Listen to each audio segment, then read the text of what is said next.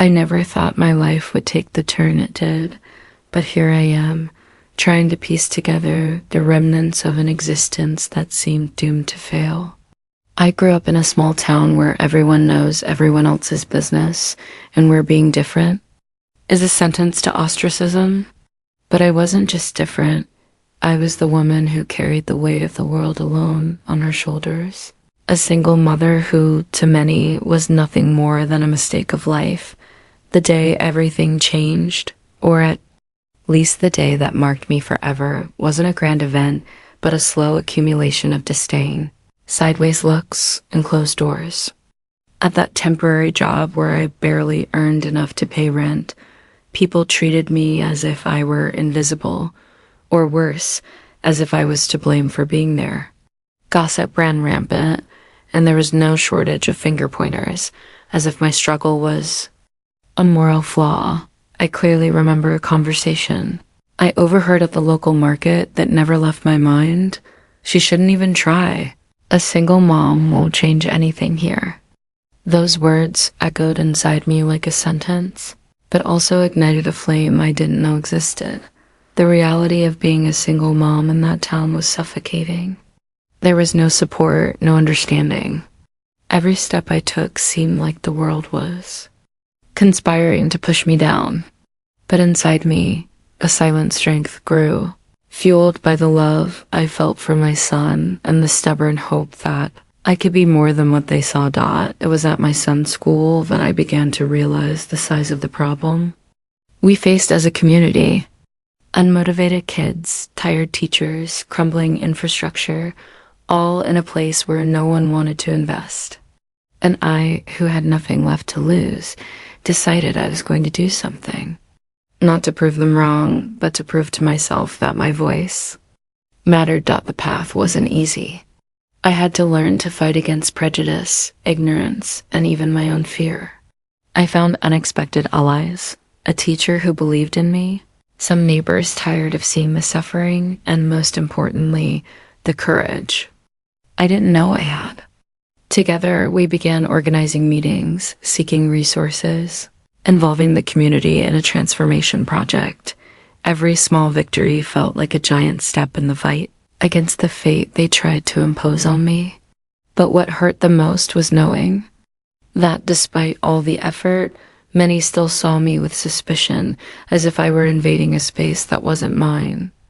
Rejection was constant, and loneliness my greatest enemy. Still, I resisted, because it wasn't just for me. It was for my son's future, and for all those kids who deserved a chance to grow up in a better place. And so, between days of struggle and nights of doubt, I began to realize that maybe I was about to change not only my life, but the entire community's. After that silent decision that I wouldn't just be a victim of circumstances, I began to realize how full of obstacles the path would be, not only external but internal as well. There was a constant battle inside me between the fear of rejection, the weight of responsibility, and the small persistent voice saying I could take a step further, that I could transform not only my life but those around me. At my son's school, things were not improving. Classrooms were cold and empty, with unmotivated teachers doing the bare minimum to fulfill their role. Often I felt that education there was like a rudderless ship, aimless and hopeless. That deeply anguished me because I knew my son and the other kids deserved more, deserved a real chance. It was in that scenario that I started approaching other parents who shared the same frustration but hadn't yet had the courage to act. I convinced them to attend meetings, even if at first it was just to listen. Little by little, we formed a network, a small community of people who wanted real change, but didn't know where to start. What surprised me most was realizing how many of these people were also fighting silent battles, mothers and fathers, working more than one job, elders caring for grandchildren, young people trying to keep hope alive for better days. This timid union began to strengthen when we decided it wouldn't be just empty complaints but concrete action. I joined forces with a young teacher, one of those who still believed in the power of education. She introduced me to social projects, helped structure our ideas, and seek support beyond our limited circle. I learned to deal with bureaucracy, with meetings at city halls, with letters and formal requests. All this scared me at first, but with every step I felt more confident, more prepared. Gradually, news of our movement began to spread. Some neighbors looked on with suspicion, others with cautious hope, but nothing changed overnight. There were failures, closed doors, people who simply ignored our attempts. I myself faced disdainful looks, cruel comments, and even veiled threats, all because I dared to believe I could make a difference. But deep down, something inside me was changing. The pain of rejection was beginning to give way to a stronger feeling, hope, and surprisingly, this hope wasn't just mine. It started to spread, albeit timidly, among those who once ignored me, who once doubted my ability.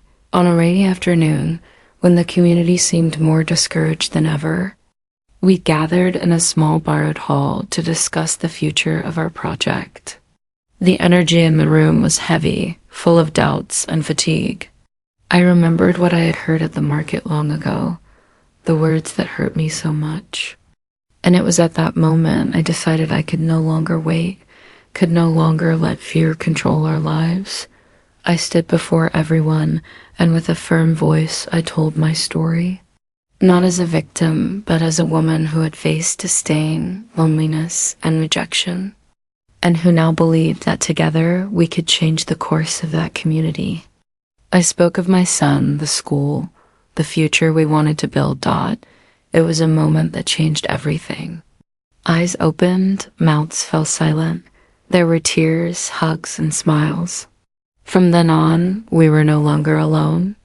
The community was beginning to wake up, and I felt for the first time that I wasn't just a single mother fighting against the world. I was part of something bigger. But, of course, the journey was still long, and I knew the hardest battles were yet to come. From that day on, things began to change, not quickly or spectacularly, but with small, steady steps carrying the weight of an old and almost forgotten hope.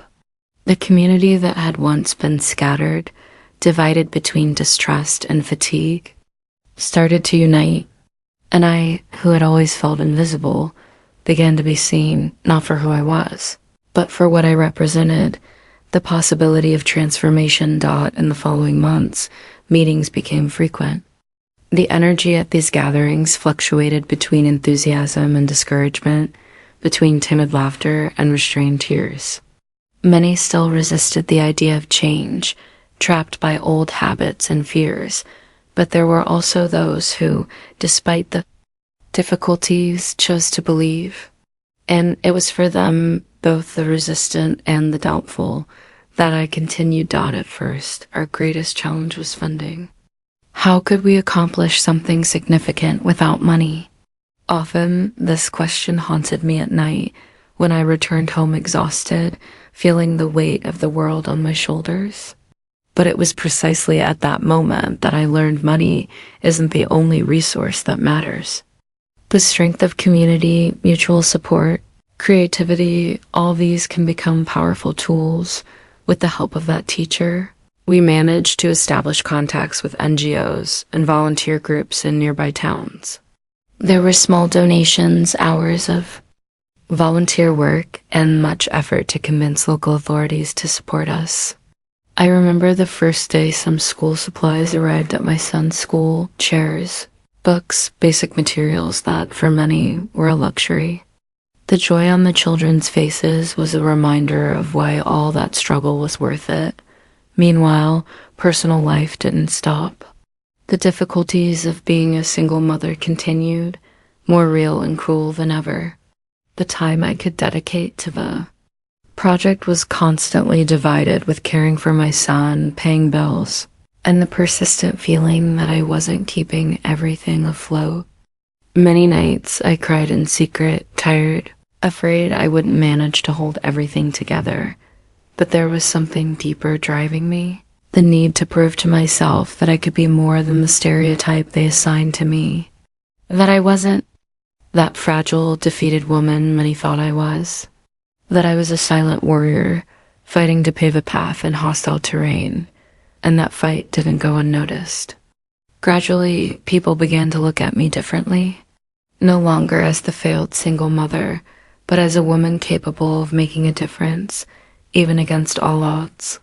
Some respected me, others envied me, and a few still rejected me, but that mattered little now. One of the things that struck me most was the school board's reaction.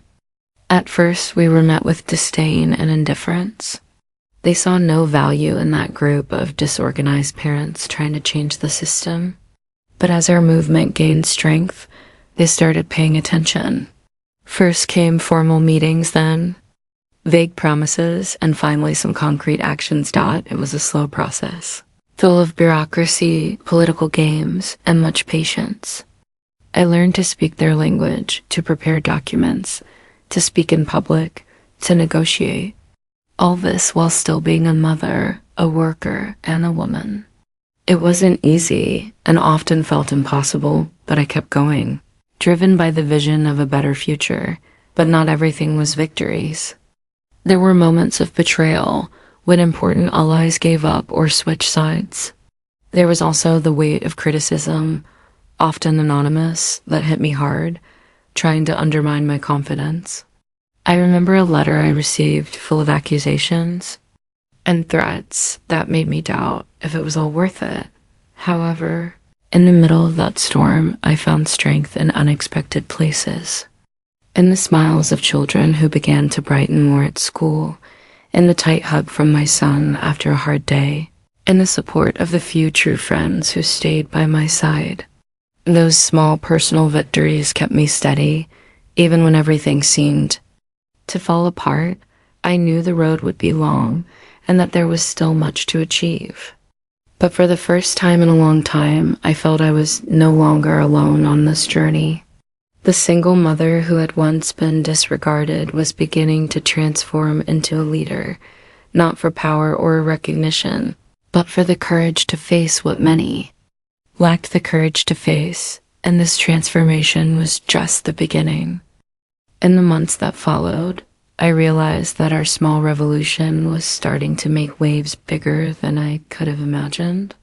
What began as a group of concerned parents soon turned into a strong voice within the school community, and that voice could no longer be ignored.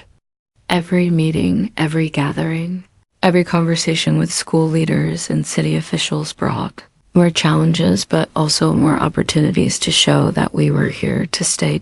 My personal life, of course, followed its chaotic and demanding rhythm. Dividing time between the responsibilities of being a single mother, working, and now this constant struggle was a daily exercise in resilience.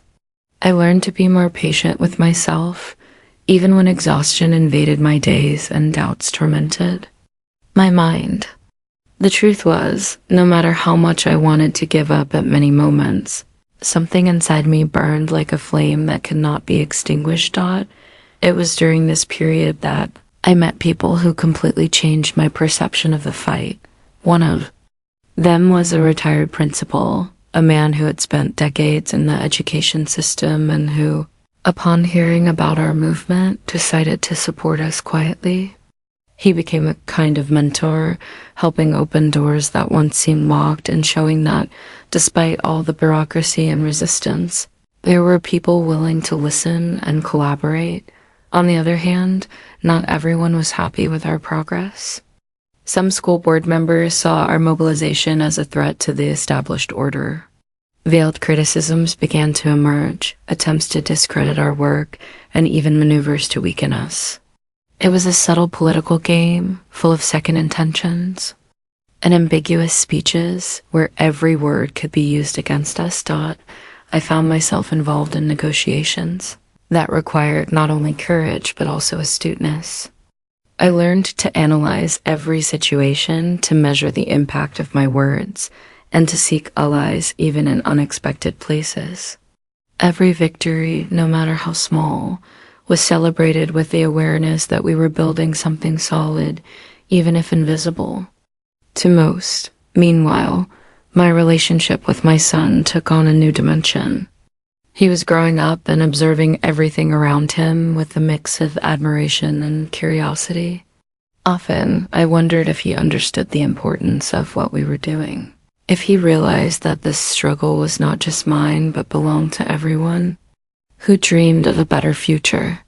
And even without words, I felt he absorbed the strength of that journey.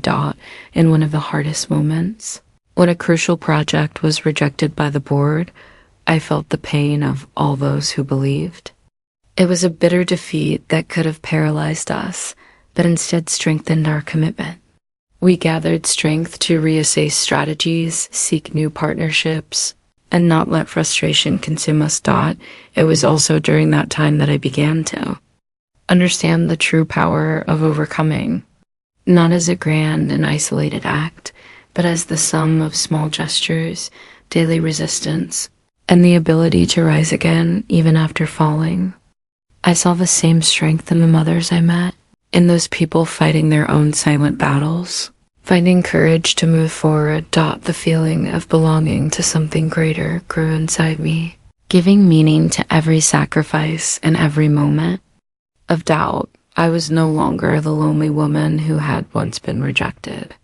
Now, I was part of a community that, despite being imperfect, fought for justice and dignity. And so, between victories and defeats, hope and exhaustion, our story continued to be written, a story of courage, transformation, and an unshakable love for the future.